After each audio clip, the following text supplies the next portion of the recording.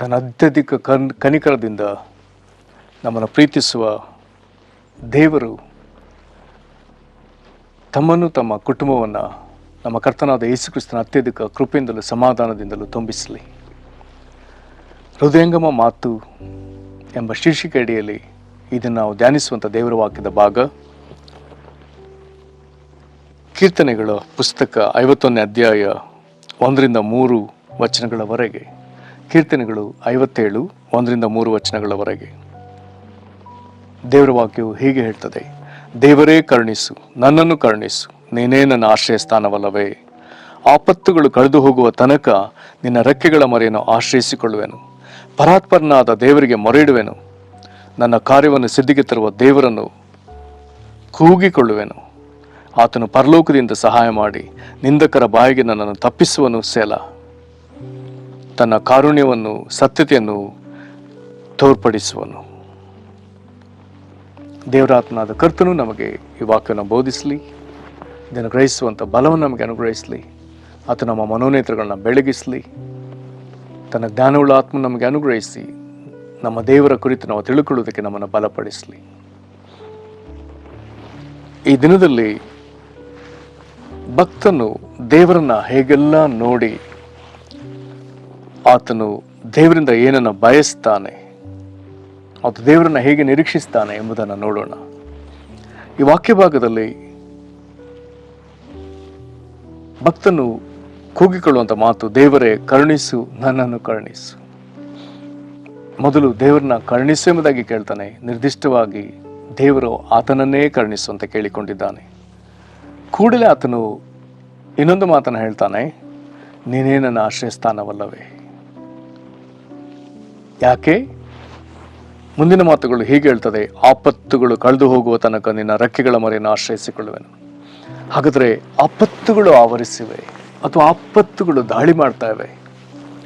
ಆ ಸಂದರ್ಭವನ್ನು ಗ್ರಹಿಸಿದ ಈ ಭಕ್ತನು ಹೇಳ್ತಿದ್ದಾನೆ, ಆಪತ್ತುಗಳು ಕಳೆದು ಹೋಗುವ ತನಕ. ಹಾಗಾದರೆ ಆಪತ್ತುಗಳು ಆರಂಭವಾಗಿದೆ, ಅವೆಲ್ಲವೂ ಸಾಗಿ ಆಚೆ ಹೋಗುವ ತನಕ ಆತನು ಹೇಳ್ತಿದ್ದಾನೆ, ಆತನು ದೇವರ ರೆಕ್ಕೆಯ ಮರೆಯನ್ನ ಆತನು ಆಶ್ರಯಿಸಿಕೊಳ್ತಾನೆ. ಜೊತೆಗೆ ಆತನು ಮುಂದಿನ ಮಾತನ್ನು ಹೇಳ್ತಿದ್ದಾನೆ, ಪರಾತ್ಪರನಾದ ದೇವರಿಗೆ ಮೊರೆ ಇಡುವೆನು. ನನ್ನ ಕಾರ್ಯವನ್ನು ಸಿದ್ಧಿಗೆ ತರುವ ದೇವರನ್ನ ಕೂಗಿಕೊಳ್ಳುವೆನು. ಪರಾತ್ಪರನ ಉನ್ನತೋನ್ನತನಾದ ದೇವರಿಗೆ ಆತನು ಮೊರೆ ಇಡ್ತಿದ್ದಾನೆ. ಆ ದೇವರು ಯಾರೆಂಬುದಾಗಿ ಕೇಳಿದರೆ ಭಕ್ತನಲ್ಲಿ ಹೇಳ್ತಿದ್ದಾನೆ, ಆತನು ನಮ್ಮ ಕಾರ್ಯವನ್ನು ಸಿದ್ಧಿಗೆ ತರುವ ದೇವರು. ಆತನನ್ನು ಆತನು ಕೂಗಿಕೊಳ್ತಾನೆ. ಕರ್ತನಲ್ಲಿ ಪ್ರೀತಿಯುಳ್ಳ ದೇವಜನರೇ, ನಾವು ದೇವರನ್ನ ಆಶ್ರಯವಾಗಿ ಮಾಡಿಕೊಳ್ಳಲು ಸಾಧ್ಯವೋ? ಸಾಧ್ಯ. ದೇವರ ಕನಿಕರವನ್ನು ಬೇಡಿಕೊಳ್ಳಲು ಸಾಧ್ಯವೋ? ಸಾಧ್ಯ. ನಾವು 91ನೇ ಕೀರ್ತನೆಯಲ್ಲಿ ಓದ್ತೇವಲ್ಲ, ಪರಾತ್ಪರನ ಮೊರೆ ಹೊಕ್ಕಿರುವವನು ಸರ್ವಶಕ್ತನ ಆಶ್ರಯದಲ್ಲಿ ಸುರಕ್ಷಿತನು. ಹಾಗಾದರೆ ಸರ್ವಶಕ್ತನ ಆಶ್ರಯ ನಮಗೆ ದೊರಕಬೇಕಾದ್ರೆ ನಾವು ಪರಾತ್ಪರನಾದ ದೇವರು ಅಂದರೆ ದೇವರು ಯಾರನ್ನು ಅತ್ಯುನ್ನತ ಸ್ಥಾನಕ್ಕೆ ಏರಿಸಿ ಅತಿ ಶ್ರೇಷ್ಠವಾದ ಹೆಸರನ್ನು ಕೊಟ್ಟು ತನ್ನ ಬಲಪಾರ್ಶ್ವದಲ್ಲಿ ಆತನಿಗೆ ಮಹಿಮಾ ಪದವಿಯನ್ನು ಕೊಟ್ಟಿದ್ದಾನೆ. ಆತನೇ ಆ ಪರಾತ್ಪರನಾದ ದೇವರು. ಇಲ್ಲಿ ವಾಕ್ಯದಲ್ಲಿ 91ನೇ ಕೀರ್ತನೆಯಲ್ಲಿ ಓದ್ತೇವೆ, ಆತನು ನಿನ್ನನ್ನು ತನ್ನ ರೆಕ್ಕೆಗಳಿಂದ ಒದಗಿಸುವನು. ಇಲ್ಲಿ ಭಕ್ತನು ರೆಕ್ಕೆಗಳ ಮರೆಯನ್ನು ಆಶ್ರಯಿಸಿಕೊಳ್ತಾನೆ ಎಂಬುದಾಗಿ ಹೇಳಿದರೆ ಕೀರ್ತನೆ 91:4 ಬರ್ತದೆ, ದೇವರು ತಾನೇ ತನ್ನ ರೆಕ್ಕೆಗಳನ್ನು ನಮ್ಮ ಮೇಲೆ ಒದಗಿಸ್ತಾನಂತೆ. ಆಗ ನಾವು ಆತನ ಪಕ್ಕಗಳ ಮರೆಯನ್ನು ಆಶ್ರಯಿಸಿಕೊಳ್ತೇವೆ. ಕೋಳಿ ತನ್ನ ಮರಿಗಳಿಗೆ ತನ್ನ ರೆಕ್ಕೆಗಳ ಅಡಿಯಲ್ಲಿ ಆಶ್ರಯ ಕೊಡುವ ಹಾಗೆ ದೇವರು ನಮಗೆ ತನ್ನ ಪಕ್ಕಗಳ ಮರೆಯಲ್ಲಿ ಆಶ್ರಯವನ್ನು ಒದಗಿಸ್ತಾನೆ. ಆತನ ಸತ್ಯತೆ ನಮಗೆ ಕೇಡಿಯು ಗುರಾಣಿ ಆಗಿದೆ ಎಂಬುದಾಗಿ 91ನೇ ಕೀರ್ತನೆಯಲ್ಲಿ ಕೀರ್ತನೆಗಾರನು ಅದನ್ನು ಸೊಗಸಾಗಿ ಹೇಳಿದ್ದಾನೆ. ಮತ್ತು ಇಲ್ಲಿ ಭಕ್ತನು ಎಲ್ಲಿವರೆಗೂ ಆಶ್ರಯಿಸ್ತಾನೆ ಎಂಬುದಾಗಿ ಹೇಳಿದ್ರೆ, ಆಪತ್ತುಗಳು ಆರಂಭವಾಗಿದೆ, ಅದು ಎಷ್ಟು ಕಾಲ ಇರ್ತದೆ ಗೊತ್ತಿಲ್ಲ, ಅಷ್ಟು ಕಾಲವು ಅದು ಕಳೆದು ಹೋಗುವವರೆಗೂ ಆತನು ದೇವರ ರೆಕ್ಕೆಗಳ ಮರೆನ ಆಶ್ರಯಿಸಿಕೊಳ್ತಾನೆ. ಮುಂದುವರೆದ್ರೆ ಆತನು ದೇವರಿಗೆ ಮೊರೆ ಇಡ್ತಿದ್ದಾನೆ. 2ನೇ ವಚನದಲ್ಲಿ, ಮುಖ್ಯವಾಗಿ ಯಾವುದಕ್ಕಾಗಿ ಎಂಬುದಾಗಿ ಕೇಳಿದರೆ, ಆತನ ಕಾರ್ಯಗಳನ್ನು ಸಿದ್ಧಿಗೆ ತರುವ ದೇವರನ್ನ ಕೂಗಿಕೊಳ್ತಿದ್ದಾನೆ. ಭಕ್ತನಿಗೆ ದೇವರು ಕೊಟ್ಟ ಜವಾಬ್ದಾರಿ ಇದೆ. ಈ ಭಕ್ತನು ದೇವರು ಕೊಟ್ಟ ಕೆಲಸಗಳನ್ನ ಮಾಡಿ ಪೂರೈಸಬೇಕಾಗಿದೆ. ಪ್ರಿಯ ದೇವ ಜನರೇ, ನಿಮಗೂ ದೇವರು ಕೊಟ್ಟ ಜವಾಬ್ದಾರಿ ಇದೆ. ನೀವು ಆತನ ಮಹಿಮೆಗಾಗಿ ಮಾಡಿ ಮುಗಿಸಬೇಕಾದ ಕಾರ್ಯಗಳಿದೆ. ಹಾಗಾದರೆ ಆ ಕಾರ್ಯಗಳು ಕೆಲವರ ಜೀವಿತದಲ್ಲಿ ಇನ್ನು ಆರಂಭವಾಗಲೇ ಇಲ್ಲ. ಇನ್ನು ಕೆಲವರ ಜೀವಿತದಲ್ಲಿ ಆರಂಭವಾಗಿ ಯಾವುದೋ ಒಂದು ಭಾಗದಲ್ಲಿ ಹಾಗೆ ನಿಂತು ಹೋಯಿತು. ಆರಂಭದಲ್ಲಿ ನಿಂತು ಹೋಯ್ತು, ಅಥವಾ ಅರ್ಧದಲ್ಲಿ ನಿಂತು ಹೋಯ್ತು, ಅಥವಾ ಇನ್ನು ಮುಕ್ತಾಯವಾಯ್ತು ಅಲ್ಲಿ ನಿಂತು ಹೋಯ್ತು, ಗೊತ್ತಿಲ್ಲ. ಕೆಲವರು ಆರಂಭಿಸಿದ್ದಾರೆ, ಆದರೆ ಕೆಲವರು ಅದನ್ನು ಪೂರ್ಣಗೊಳಿಸ್ಲಿಕ್ಕಾಗಲಿಲ್ಲ. ಹಾಗಾದರೆ ನಮ್ಮ ಕಾರ್ಯಗಳನ್ನು ಸಿದ್ಧಿಗೆ ತರುವ ದೇವರು, ನಾವು ಸಾಧಿಸಬೇಕಾದದನ್ನು ಸಾಧಿಸಿ ಪೂರ್ಣಗೊಳಿಸೋದಕ್ಕೆ ಬಲಪಡಿಸುವ ದೇವರು ನಮಗಿದ್ದಾನೆ. ಈ ದೇವರು ಕನಿಕರಿಸಲಿ ಎಂಬುದಾಗಿ ಭಕ್ತನು ಕೂಗಿಕೊಂಡಿದ್ದಾನಲ್ಲ, ನಾವು ಅದನ್ನು ಕೇಳಲಿಕ್ಕಾಗ್ತದೆ. ಈ ದೇವರು ಕನಿಕರಿಸುವ ದೇವರು ಮಾಡುವಂತ ಇನ್ನೂ ವಿಶೇಷವಾದ ಕಾರ್ಯಗಳನ್ನ 3ನೇ ವಚನದಲ್ಲಿ ಬರೆಯಲಾಗಿದೆ. ಅಲ್ಲಿ ಭಕ್ತನು ಹೇಳ್ತಿದ್ದಾನೆ, ಆತನು ಪರಲೋಕದಿಂದ ಸಹಾಯ ಮಾಡಿ ನಿಂದಕರ ಬಾಯಿಗೆ ನನ್ನನ್ನು ತಪ್ಪಿಸುವನು. ನಮ್ಮ ನಿಂದಿಸುವರು ಅನೇಕರಿರ್ತಾರೆ. ಇತರರಿಗೆ ನಾವು ಕೆಡುಕು ಮಾಡದೇ ಇದ್ರು, ಇತರರಿಗೆ ಯಾವ ಆಪತ್ತುಗಳನ್ನ ನಾವು ಬರ ಮಾಡದೇ ಇದ್ರು, ಇತರರ ಗೋಜಿಗೆ ಹೋಗದೇ ಇದ್ರು, ನಿಷ್ಕಾರಣವಾಗಿ ನಮ್ಮನ್ನು ನಿಂದಿಸುವರಿದ್ದಾರೆ. ನಿಷ್ಕಾರಣವಾಗಿ ನಮ್ಮನ್ನು ಬಾಧಿಸಬೇಕೆಂಬುದಾಗಿ ತೀರ್ಮಾನಿಸಿದವರು ಅನೇಕರಿದ್ದಾರೆ.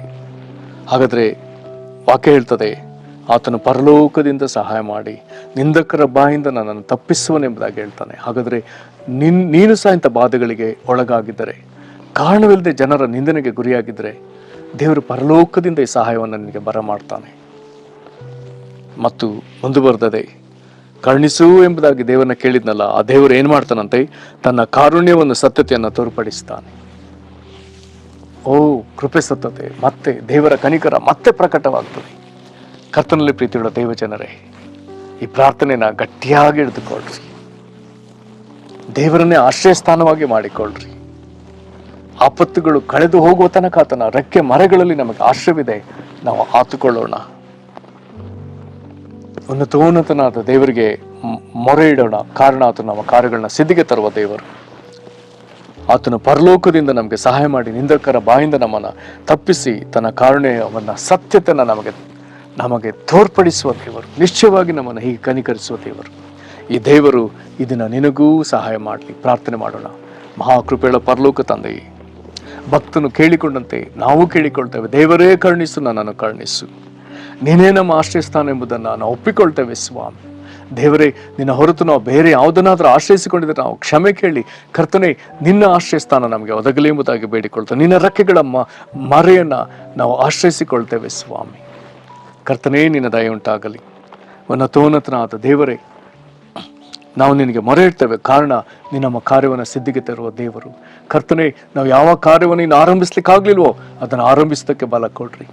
ದೇವರು ಯಾವ ಕಾರ್ಯವನ್ನು ಆರಂಭಿಸಿಯೋ ಅದು ಅರ್ಧಕ್ಕೆ ನಿಂತು ಹೋಯ್ತು, ಅದು ಆರಂಭದಲ್ಲೇ ನಿಂತು ಹೋಯ್ತು. ದೇವರು ಅದನ್ನು ಪರಿಪೂರ್ಣಗೊಳಿಸೋದಕ್ಕೆ ಕೃಪೆ ಕೊಡ್ರಿ.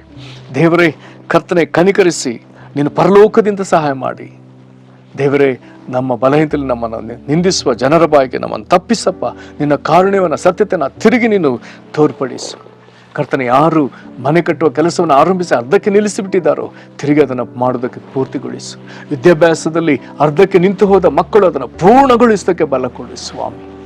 ಕರ್ತನೆ, ಇತರರ ಎದುರು ಒಪ್ಪಿಕೊಂಡ ಜವಾಬ್ದಾರಿಗಳನ್ನ ಮಾಡಲಾರದೆ ಯಾರು ಕರ್ತನೆ ಸೋತು ಹೋಗಿದ್ದಾರೋ, ಕರ್ತನಿನ ಮಹಾಕೃಪೆಯಿಂದ ಕಾರ್ಯವನ್ನು ಸಿದ್ಧಿಗೆ ತರುವ ದೇವರ ಅದನ್ನು ಸಾಧಿಸೋದಕ್ಕೆ ಅವರಿಗೆ ಬಲವನ್ನು ಅನುಗ್ರಹಿಸು. ಕರ್ತನೆ, ಸೇವೆಯನ್ನು ಆರಂಭಿಸಿ ಮಾಡಲಾರದೆ ಯಾರು ನಿಂತು ಹೋಗಿದ್ದಾರೋ, ಕರ್ತನೆ, ತಿರುಗಿ ಅವರಿಗೆ ನೂತನ ಆರಂಭವನ್ನು, ಅವರಿಗೆ ಬೇಕಾದ ಅಭಿಷೇಕವನ್ನು, ತಕ್ಕ ದರ್ಶನವನ್ನು ಅನುಗ್ರಹಿಸು ಸ್ವಾಮಿ. ನಿನ್ನ ದಯ ಅವರ ಮೇಲೆ ಇರಲಿ. ನಿನ್ನಾಗೆ ಮಾಡುವುದಕ್ಕಾಗಿ ಸ್ತೋತ್ರ. ನಮ್ಮ ಕರ್ತನಾದ ಯೇಸು ಕ್ರಿಸ್ತನ ಹೆಸರಲ್ಲಿ ಬೇಡ್ದೇವೆ ನಮ್ಮ ತಂದೆಯೇ, ಆಮೇನ್. ಕರ್ತನು ನಿಮ್ಮನ್ನು ಆಶೀರ್ವದಿಸಲಿ. ವಂದನೆಗಳು.